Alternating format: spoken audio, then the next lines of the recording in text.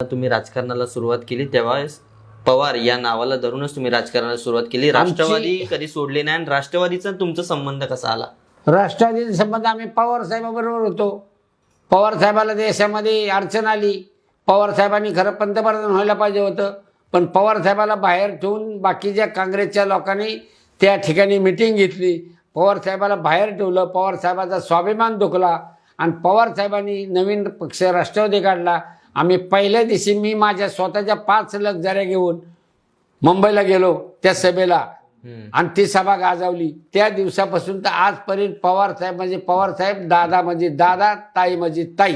राष्ट्रवादी तुमच्यासाठी काय आहे? राष्ट्रवादी आमच्यासाठी ते दैवत आहे. राष्ट्रवादी आमच्याकरता ते सगळं सर्व काय आहे. राष्ट्रवादीमधूनच आम्ही घडलो ना.